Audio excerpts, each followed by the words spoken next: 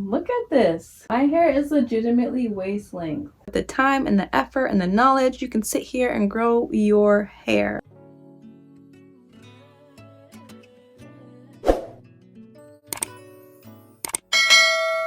People really think that people of color cannot grow hair. If they do see somebody of color with hair, they ask you, what are you mixed with? Or they ask you if that's your real hair or something like that. And it is just so sad. And it's not the fact that we cannot grow hair. It's legitimately the fact that we don't know how to do it. Like, we don't know how for various reasons that I could sit here and explain why we don't know how to take care of our hair.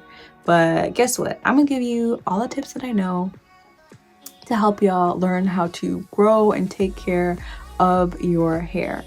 Me, I've been on my own hair growth journey and I am so happy to say that my hair is legitimately waist length. I'm looking for somebody to silk press my hair so we can get a real length check. But my hair is waist length and I changed a lot of things with my hair care routine this year. I'm going to make that into a separate video, and I've learned so much about hair growth. Just in this year alone, my hair has grown about 8 inches. So I'm actually going to show you guys.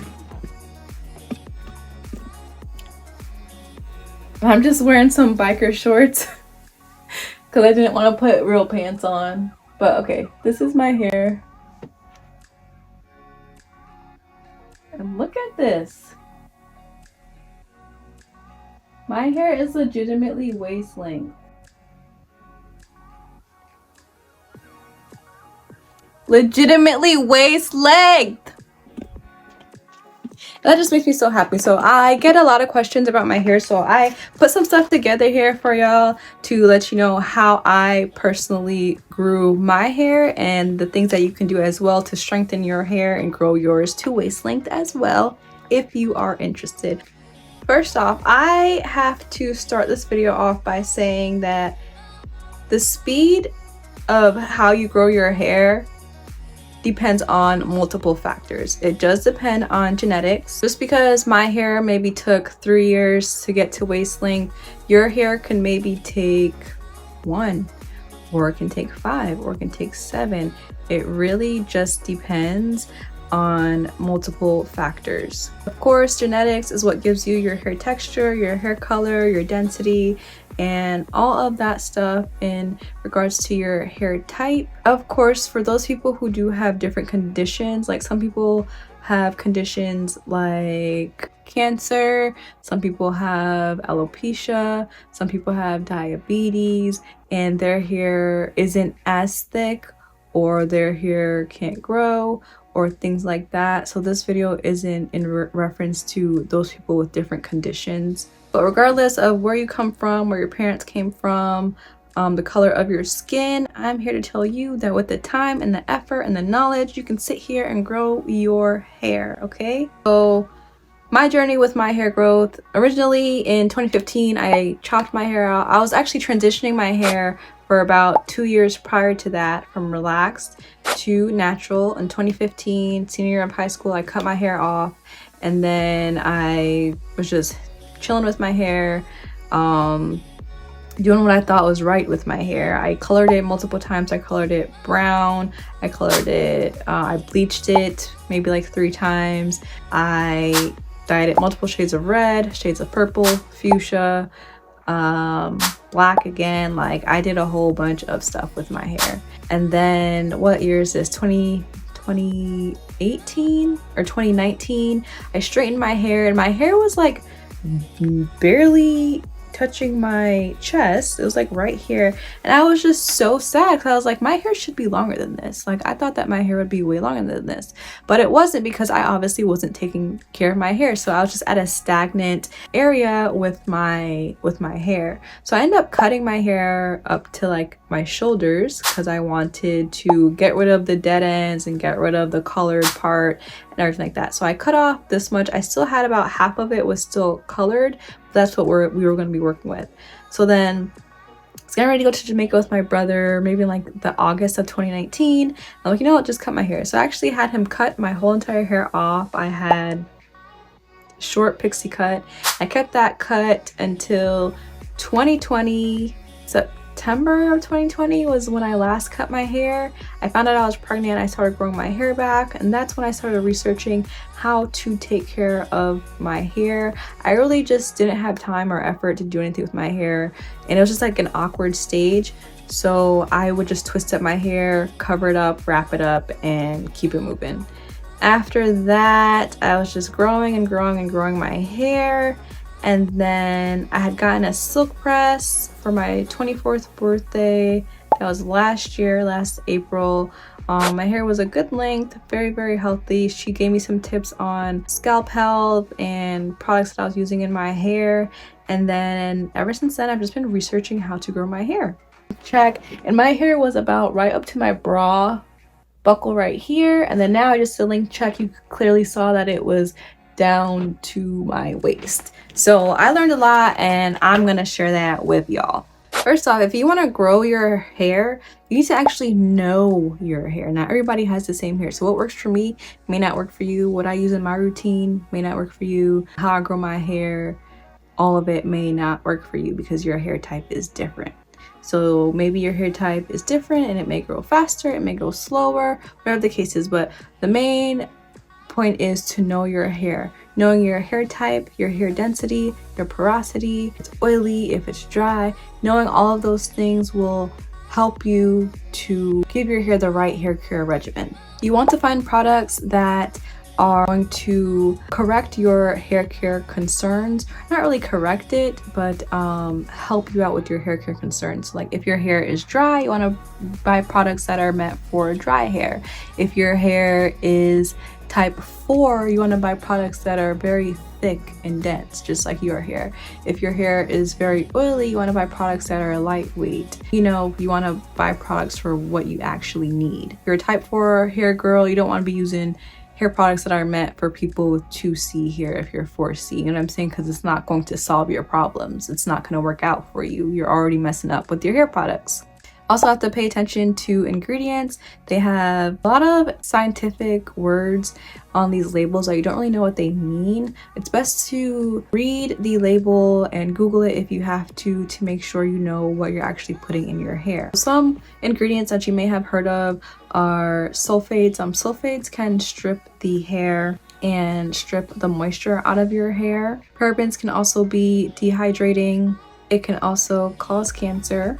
And it may have artificial or synthetic fragrances, colorants, or alcohol. Sometimes alcohol, it could be bad alcohol or it can be good alcohol. Alcohol can also be used as a preservative, and it may just be a tiny small amount. So do your research. So good alcohol can attract and hold water. Bad alcohol can, of course, strip the hair, roughen the hair, and dry out the hair.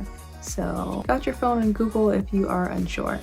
A good thing that I like to do when I'm looking for new products, I actually look it up on my phone first before I even go to the store. Because like, who wants to be in the store standing in the hair aisle for like 30 minutes reading all of these ingredients? So I do my research before I read articles, look up videos to see if I should buy this or not. That's what you can do too. So then you're not going to be in a rush. You already did your research. You can just get it and go. You have to make sure you are cleansing your hair properly. We use a lot of thick oils and butters on our hair, and we need to make sure that we are washing those out properly. So like, of course, water and oil do not mix. So I don't know, a good example is, say you were cooking and your pot is very oily. Sometimes you have to wash the pot multiple times to get all the oil residue off. Sometimes you have to use something special, a degreaser, to get the oil off. Think of our hair the same way. So if you wash your hair once with like a regular moisturizing shampoo, your hair is more than likely not going to be clean. And granted, you probably haven't washed your hair in 6 weeks. Don't be afraid to cleanse your hair twice. Don't be afraid to use a clarifying shampoo. Do what you have to do to make sure your hair is clean. Depending on your lifestyle, that's when you're going to determine how often you should wash your hair. If you are a gym girly, gym male, if you're a male watching this and you go to the gym often, a lot of males, they sweat all over their body for sure, but women, not necessarily. Me specifically, I don't sweat on top of my head, so I don't need to wash my hair that often. But some people, they do sweat on top of their head. Their hair really does get oily, so they need to wash their hair every week and a half, every 2 weeks. That's okay. Some people work in environments where their hair starts to absorb nastiness. Like if you work in fast food, you work in the kitchen, it's a very oily environment. You're gonna want to wash your hair. If you work outside, construction, or something that involves dirt or an oil or something like that, you're probably going to want to wash your hair weekly, maybe every 2 weeks.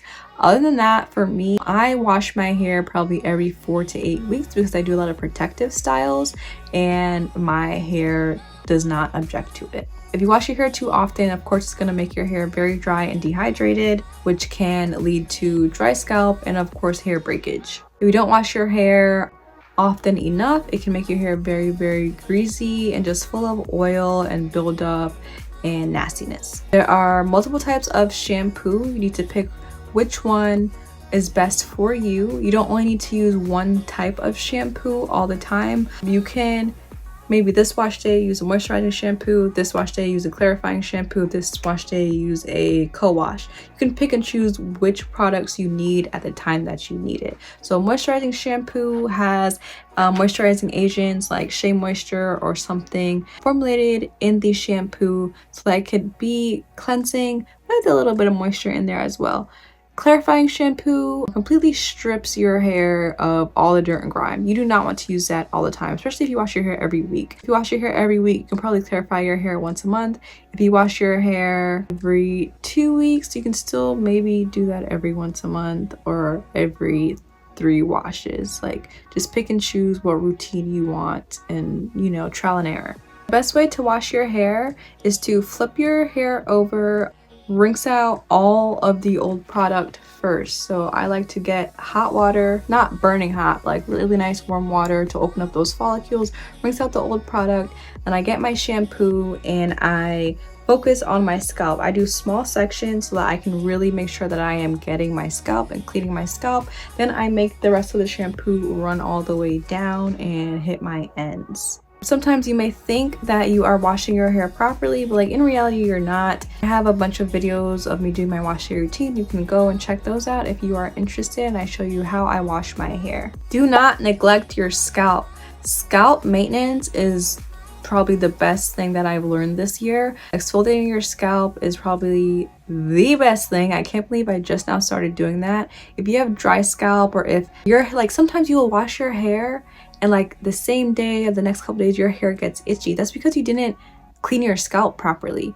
Once you start exfoliating your scalp the same exact way that you exfoliate your skin, it's going to really remove all of that buildup and just make your hair and your scalp feel so clean and nice.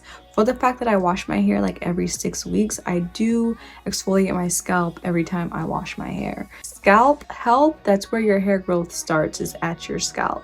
So definitely pay attention to nourishing your scalp and cleaning your scalp properly, removing all the buildup, the dead skin, and it increases blood circulation. There are so much benefits to scalp exfoliation, so definitely pay attention to how you wash your scalp. Condition your hair. You should not be skipping any conditioning treatments, okay? None. Especially if you have type 4 hair, you better be deep conditioning every single wash day. Your hair needs moisture. Your hair is gonna love you so much better when you deep condition your hair. Deep condition your hair will thank you. There are 3 types of conditioners. There's a regular conditioner that you just rinse out. It's usually cheaper conditioner, usually in a larger bottle, and you put it in, wash it out. It doesn't penetrate as deep. Very lightweight, also known as a surface conditioner. It's very mild hydration. And the second kind is a deep conditioner. It penetrates a little bit deeper, but not as deep as a hair mask. So it's like the middleman. Usually leave it on for about 10, maybe 15 minutes. And it's also a little bit thicker. The third type, which is my favorite, which is a deep conditioning mask. This penetrates the absolute deepest, strengthening, restoring, it can reconstruct. They usually tell you to leave this on for about 20 to 30 minutes so that it can fully penetrate. If you want your conditioner to penetrate a little bit deeper or even faster, you can add heat to it. So they have these hot caps now. You can warm it up and put it on your head. You can sit underneath the dryer. If you don't have any of that, you can use a bag and maybe put a hat on or towel and just use multiple layers. You can put that on, you can go work out, and that will help it to penetrate deeper. It's best to add heat because you want to get all of the benefits from your product, especially the more expensive products like the deep conditioning mask. You want to make sure that you're actually doing what you're supposed to do and you're getting all of the nutrients. Before you add your deep conditioner or any type of conditioner, you should wash your hair with hot water, add the conditioner. When you are rinsing it out, you rinse it off with cold water so that all of those products stay inside of your hair follicle, and it keeps the hair follicle nice and smooth with the cold water, and it'll keep the follicle closed as well.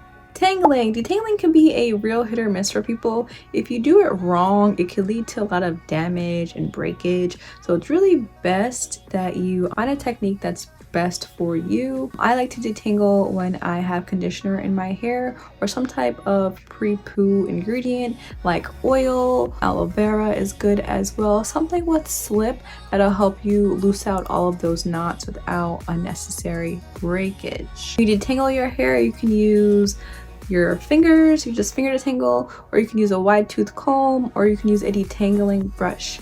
Make sure it's actually a detangling brush. A styling brush is not a detangling brush. Styling brushes will definitely break your hair off. First, you need to detangle, and then when you're styling and your hair is smooth, that is when you should go in with your detangling brush.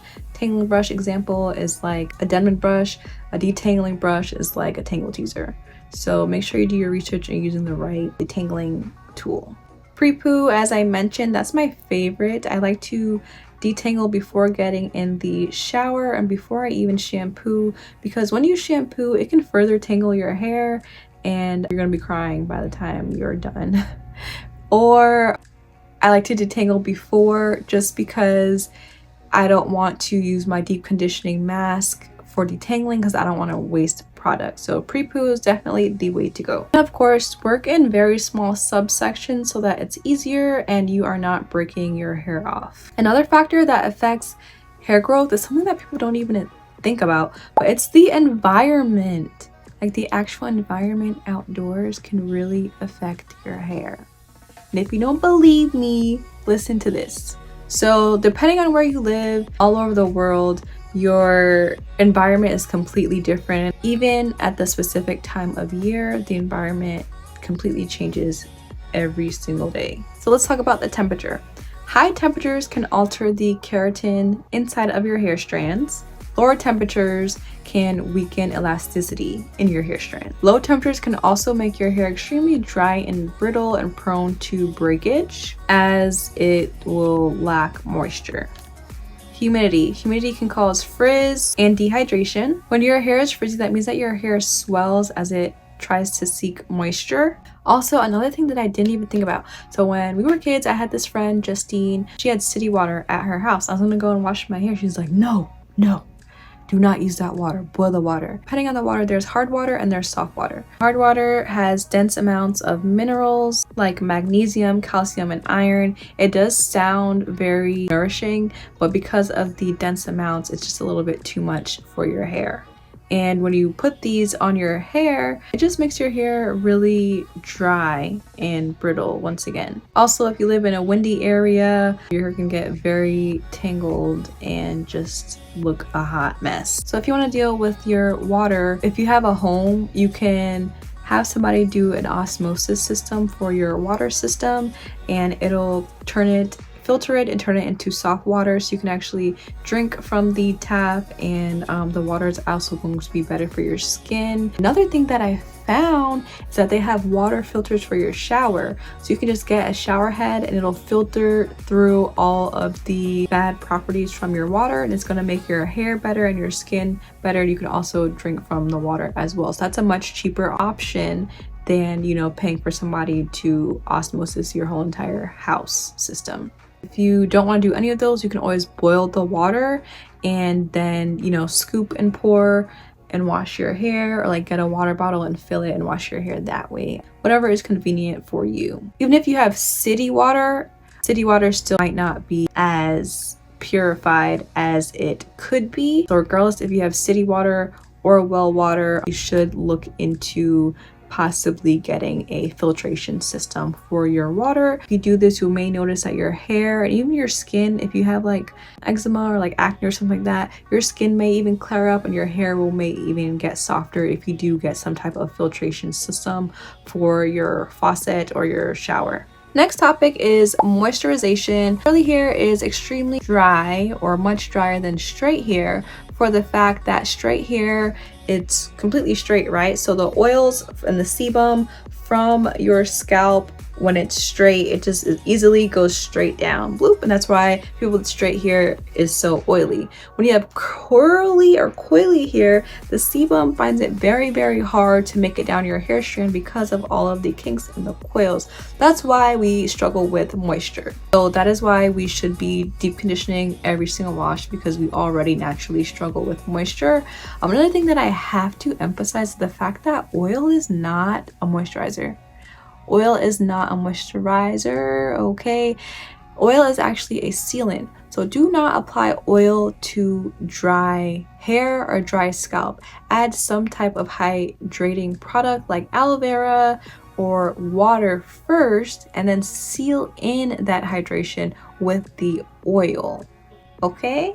Aloe is like water, but much better because of all of the nutrition properties that it has. So you can maybe even trade in your regular water for some aloe vera water. There are two methods that you can use to moisturize your hair. It can be the lock method, which is liquid, oil, cream, or it can be the liquid cream oil. Choose whatever you would like. Make sure you're choosing very moisturizing and hydrating products for your hair. Sometimes you have to do them in layers in order for it to actually last. So your liquid could be water and aloe vera, and then you can add your oil to seal in that liquid, and you can add in your heavy creams and your heavy butters and your heavy gel to keep your hair moisturized for weeks at a time. And that will of course minimize breakage because your hair is not dry. Make sure you're getting your trims and cuts, okay? I don't know why people just hate getting trims and cuts. Like, I don't know. It's like people despise trims and cuts, and then they don't take care of their hair, and then like 5 years later they go to get a trim and they get mad that they had to get a cut because their hair was not properly taken care of. Like, I don't know. But a trim is about 1/4 of an inch. Anything above that is classified as a haircut. Normally when you go to the hair salon, they should show you, hey, this is a trim, classified as a trim, but really you need to be a haircut at this point.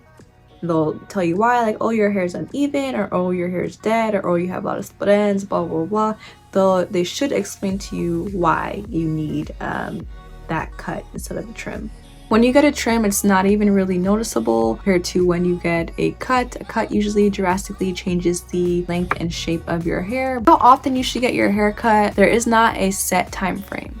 If you Google it, it'll probably say 2 to 3 times a year, but that might not be true for you. Maybe you only need a trim once a year. Like, it just depends on how you manage your hair and what your hair has going on. You know what I'm saying? But ideally, I would say for you to at least go see a hairstylist once a year so that they can examine your hair from scalp to end, so they can determine if you need a trim or a cut. You can even trim your hair yourself. Sometimes I'll do mini twists, and I'll just like take the mini twist and just cut a little, you know, trim off as I go. But when it comes to actual cutting my hair, I definitely go to the salon to get that done. To avoid breakage or to have healthy ends, one thing I would say is to not do as much wash and goes. Wash and goes can be prone to single strand knots. I'm sure you've seen it. It's literally just like a little knot on the end of your hair.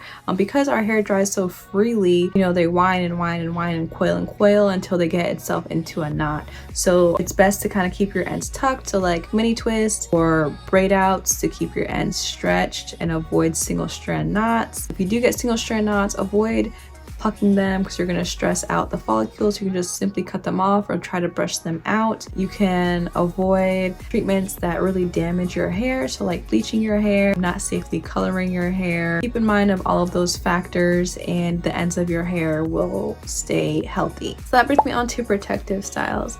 I protective styled so much this year, and I think that's one reason why my hair grew so much, is because I did a lot of mini twists and a lot of braids, and I just kept my hair out of the way. So protective style is a style where you can keep your hair hydrated, moisturized, low manipulation, and it keeps your ends tucked out of the way, and you don't have to get up and do your hair all the time. You can just let it be for weeks and weeks at a time. These are mini twist is my favorite. It's so easy, so cute.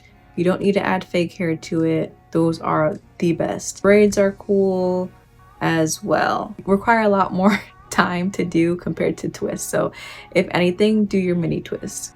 Buns can also be classified as a protective style because it keeps your hair out of the way. And one thing, when you do buns or a ponytail or any type of updo, you need to make sure you take your hair down. You need to make sure that you take your hair down and let your hair breathe. You can't leave them in for days at a time or weeks at a time. You need to take your hair down every single day so that your scalp can actually breathe. When it comes to braids and twists, I know we like to use our braiding hair and synthetic hair. Those are very, very rough synthetic fibers. So when you are consistently using synthetic hair against your real hair, you're really just roughening up the ends, and that could cause split ends and just really cause your ends to be damaged. So don't be afraid to rock your natural hair and do box braids on your natural hair or do mini twists with your natural hair. Those styles are cute as well. Also, some protective styles, some people just do them too tight. Don't be afraid to tell your braider like, hey, these are too tight, like ease up, please relax. If somebody braids your hair, you shouldn't be able to see like the tension on your scalp. Like your forehead shouldn't be pulled all the way back here. If somebody's braiding your hair,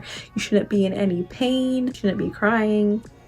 None of that. If that's what's happening, you need to tell them to ease up and stop. And some of these protective styles, they cost a lot of money, and we feel the need to keep them in for extensive periods of time. Most that you should keep your protective style in is 8 weeks at most, but I would aim for 4 to 6 weeks. Sometimes I do keep my hair in for 8 weeks, but that's like, it's not on purpose. Like life just happens, you know what I'm saying? That's why I try to aim for 4 to 6 weeks, and then maybe if I get caught up in something and I'm unable to take it out, or I'm just being lazy or whatever the case may be, the max will be 8 weeks. So definitely only aim for 4 to 6 weeks when you're getting these protective styles done. Definitely don't go for 12 weeks because like your hair is dirty. Your hair needs to be washed and it doesn't even look good anymore, so just take it out. So I was previously talking about buns, right?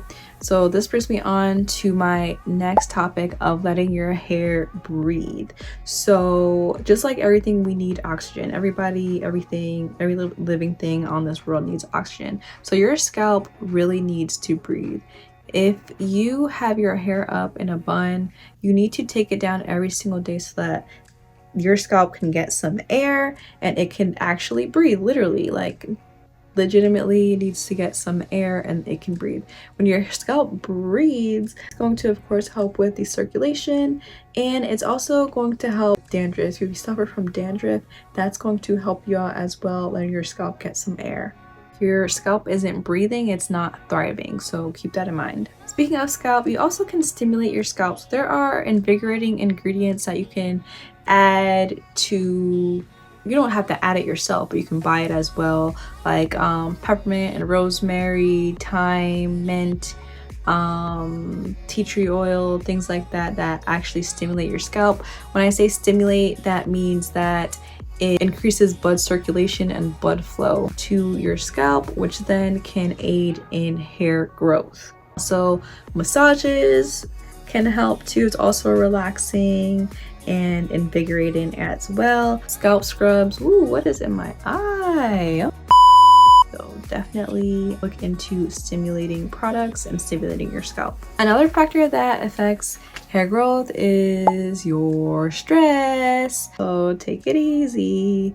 Easier said than done, but of course, stressful environment, your job, your friend, your spouse, your family, if someone is stressing you out, you can find different ways to cope with it. So maybe you can focus on journaling, or you can get a therapist, or you can get a new job, a new spouse, or new friends, or something like that. You can replace them or let them go, whatever you feel is best for you. Stress can really make you look like something different. Like stress can cause your hair to fall out, it can cause your hair to gray, it can cause your face to start looking crazy, you can start sagging, get a bunch of premature wrinkles, dark circles under your eyes, bunch of different things. So if you're able to let go of stress, try and do that.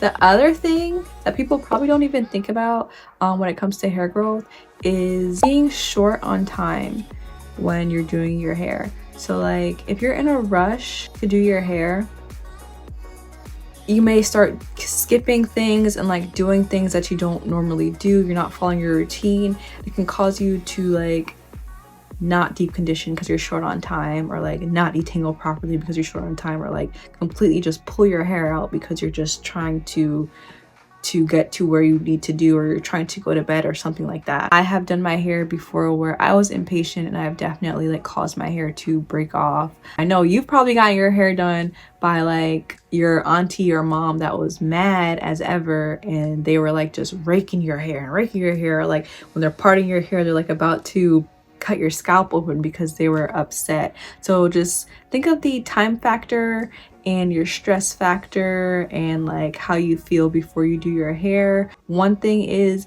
God did not make the world in 1 week, so you don't have to sit there and do your whole entire hair care routine if you're not up for it. If it's better to split it up into 2 days or 3 days, don't be afraid to do that. So like maybe tonight, if you had braids in, you could take the braids out. In the morning you can wash it and detangle and deep condition, and then maybe the next day after that you can style your hair, just so that it's easier. Like don't make your wash day stressful, you know what I'm saying? Make it as easy as it possibly can for you. If you're upset, if you're stressed out, don't do your hair because your hair didn't do anything to you. Like don't take it out on your hair. Of course, nutrition plays a huge role in your overall health and your hair growth. So making sure you're getting the proper nutrients. So you can get your nutrients from your foods, you can take vitamins. There are specific vitamins that are known to help you with hair growth, so like fenugreek, all of those herbs that I mentioned earlier. You can put them topically on your scalp, or you can even take them internally as well. Proper diet, getting your fats and your avocados and your nuts, getting your protein in. Make sure you're just not lacking any essential nutrients or vitamins will help you aid in your hair growth. My next subject is fitness. Fitness is good overall. You're supposed to be working out at least for 30 minutes per day. It helps your cardiovascular health. Cardiovascular health helps your blood circulate throughout your whole entire body. If it's circulating throughout your whole entire body, it's circulating at your scalp too, so your blood is flowing at your scalp as well. Not only that, for blood flow, fitness is also really good as a distressor. Once again, if people are stressing you out, your life is stressing you out or whatever, you can cope with it by working out. Okay, so you'll look better, you'll feel better, and that will automatically help you on your hair growth journey. I don't know how much tips I gave you during this video, but I gave you a lot of gems to help you learn how to grow your hair, learn how to take care of your hair, learn how to take care of yourself. I hope you take this knowledge and use it at your advantage and really start your hair growth journey. Comment down below what your favorite hair growth tip was. Comment down below, and of course follow me, hit the subscribe button. It is free, I won't charge you for it, and hit the notification bell if you don't want to miss out on any of my videos. And I'll see you later.